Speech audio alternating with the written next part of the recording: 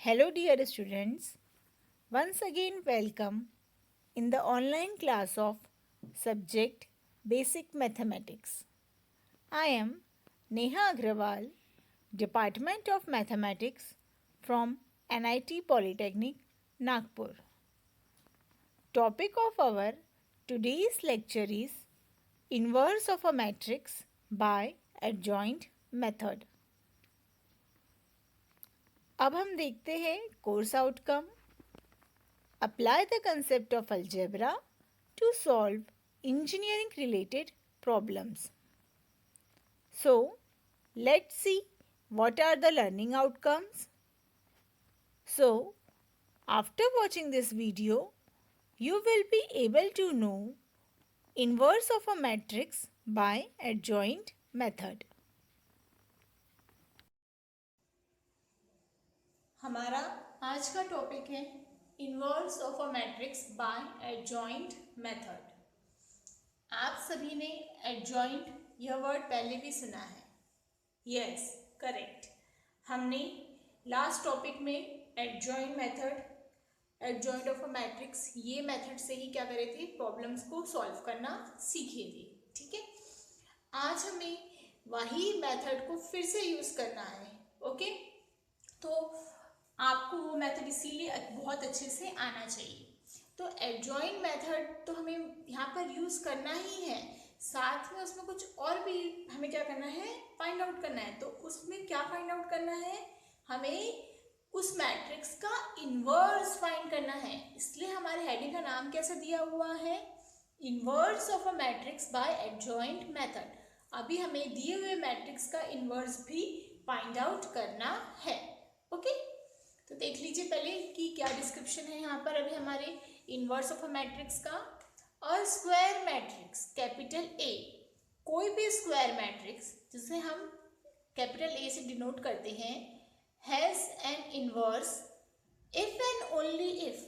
आई double F को क्या पढ़ते हैं, if and only if the determinant A is not equal to 0.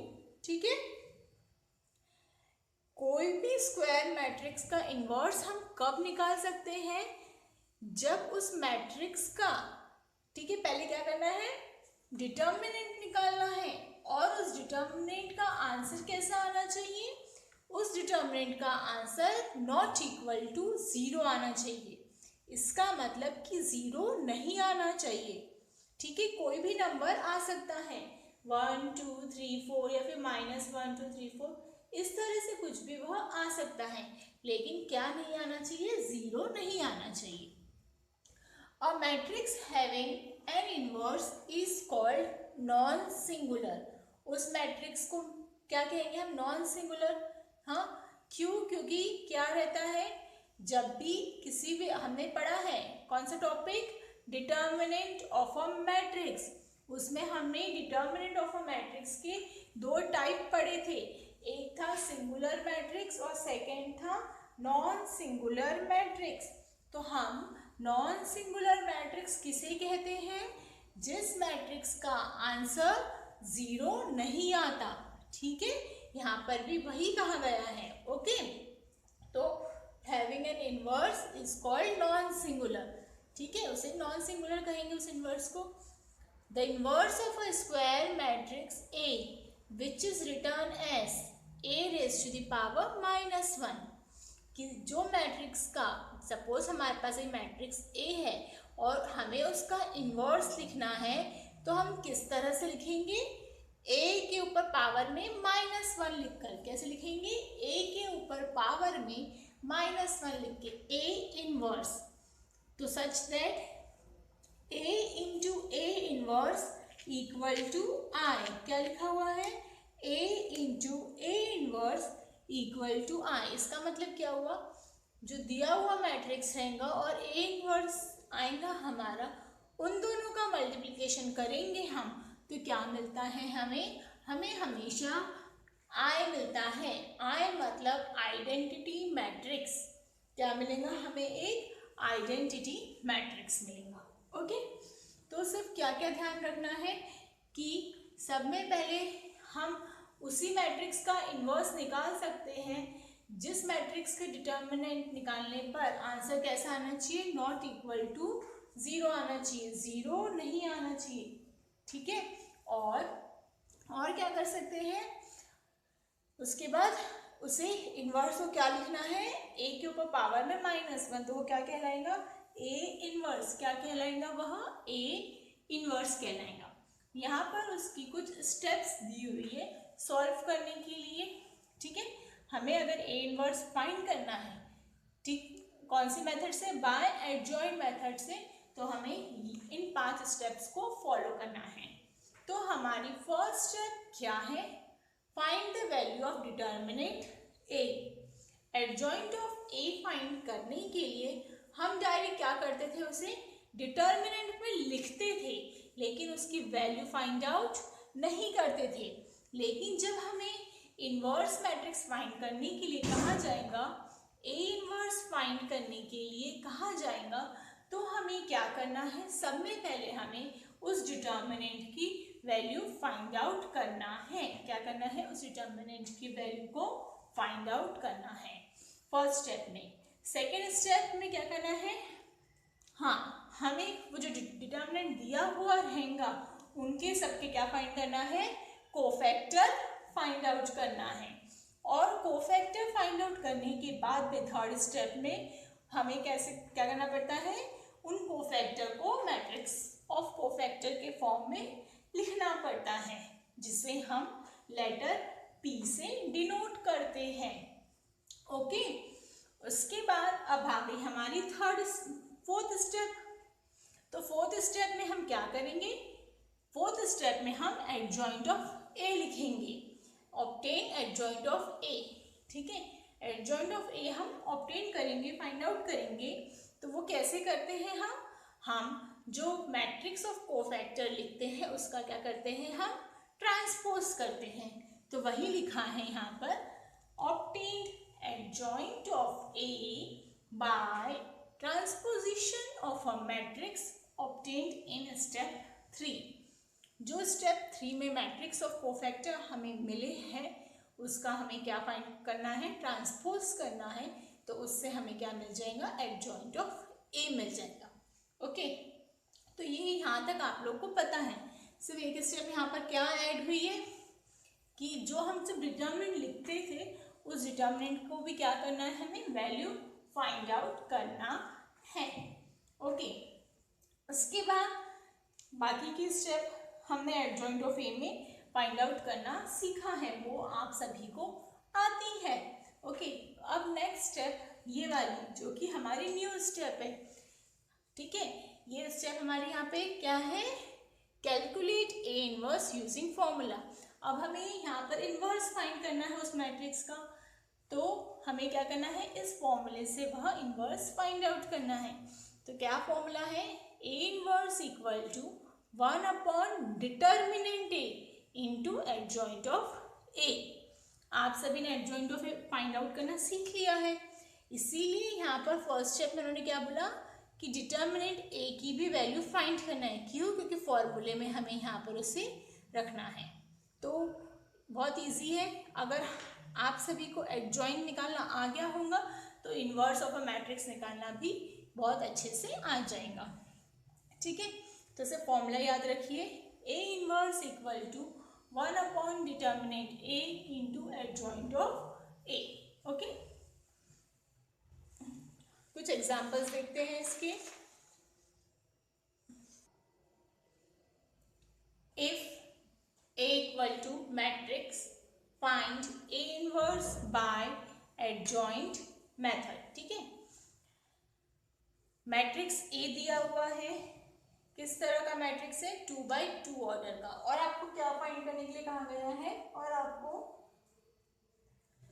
A inverse find करने के लिए कहा गया है, कौन सी मेथड से, एडजॉइंट मेथड से, ओके। तो देखेंगे सॉल्यूशन किस तरह आएगा इसका हमारा।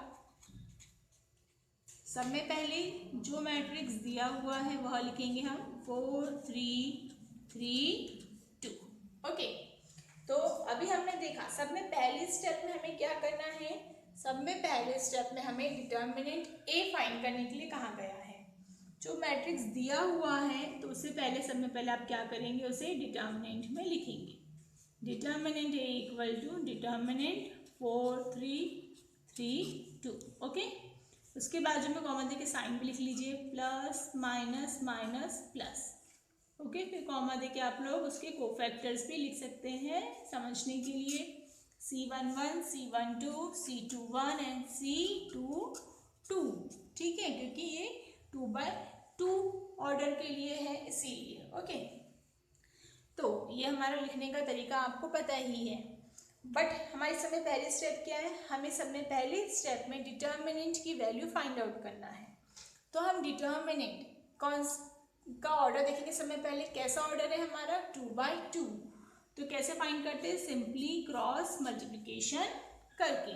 ओके, करेंगे फिर हम 4 multiply by 2 minus 3 multiply by 3, तो 4 2 ज़ा 8 माइनस 9 इंटू 9 9, और 8 माइनस 9 माइनस 1, तो ये हमें मिल गई डिटर्मिनेंट ए की वैल्यू।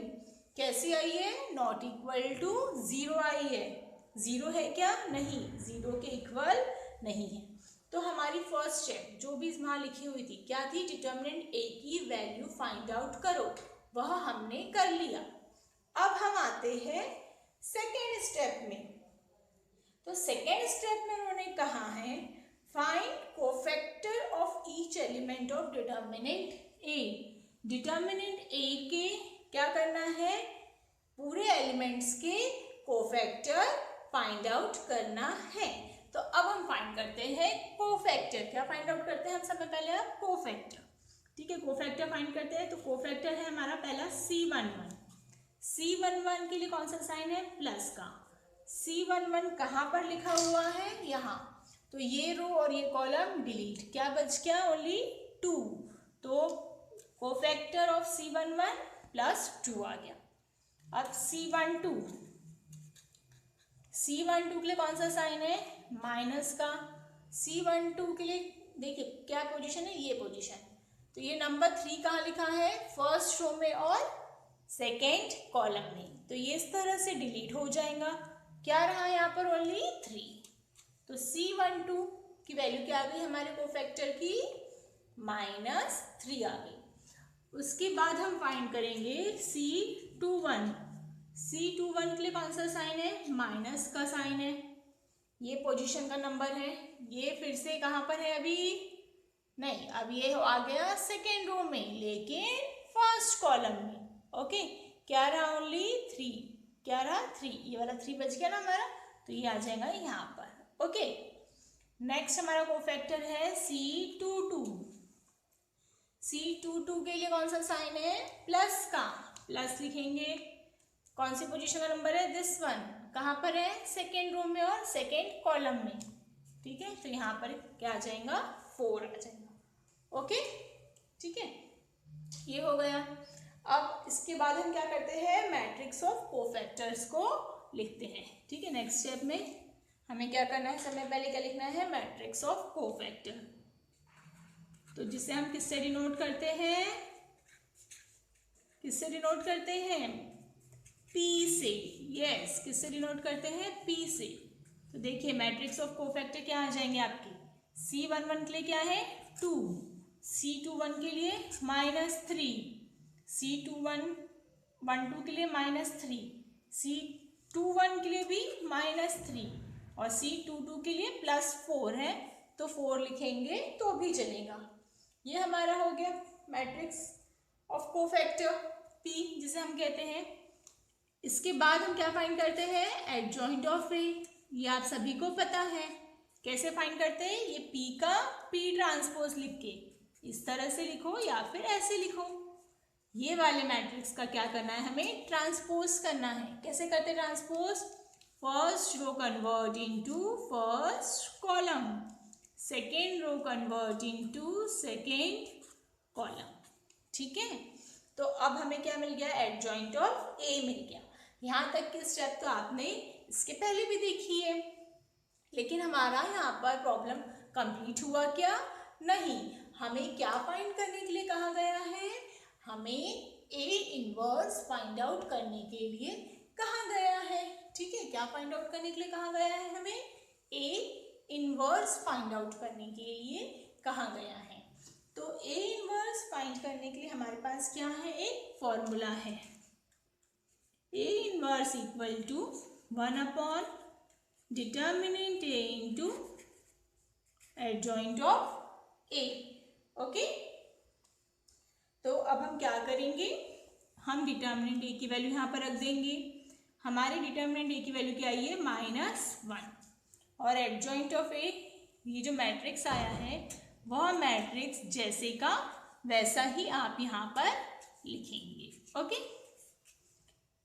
तो देखिए यहाँ पर इसे सॉल्व करना है तो आगे भी हम सॉल्व कर सकते हैं। किस तरह से हो जाएगा? 1 अपॉन -1 तो -1 से क्या कर सकते हैं? मैट्रिक्स को मल्टीप्लाई कर सकते हैं। तो क्या हो जाएगा? -1 से मल्टीप्लाई करेंगे तो जहाँ पर भी प्लस है वहाँ पर क्या आ जाएगा? माइनस, और जहाँ माइनस है वहाँ क्या हो जाएगा? प्लस। ठीक है, -1 से मल्टीप्लाई कर रहे हैं ना।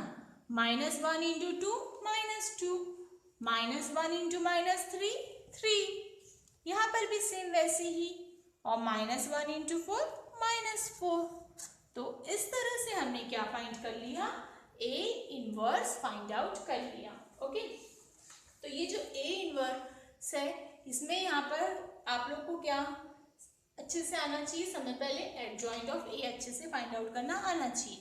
ठीक है, तो उसके लिए आप लोग को पहले वाले लेक्चर्स देखना है, और उसके बाद में सिर्फ यहाँ पर हमने एक स्टेप ऐड की है ए इनवर्स वाली।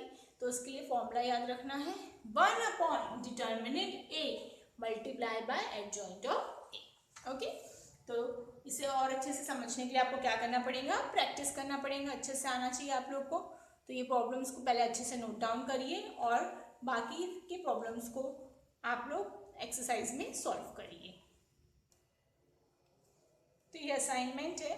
ठीक है, 4 प्रॉब्लम्स दिए हुए हैं, उन सभी के यहाँ पर आंसर भी दिए हुए हैं। नंबर्स चेंज है ओनली, कोई प्रॉब्लम नहीं होना चाहिए आप लोग को सॉल्व करते समय। अगर डाउट आ रहा है तो क्या करना है? फिर से वीडियो को अच्छे से देखना है बार बार। ओके, और सभी प्रॉब्लम्स को केयरफुली सॉल्व करना है। Our upcoming topic is problems on inverse of a matrix by adjoint method. Thank you. Thank you for watching this video. Keep learning. Happy learning.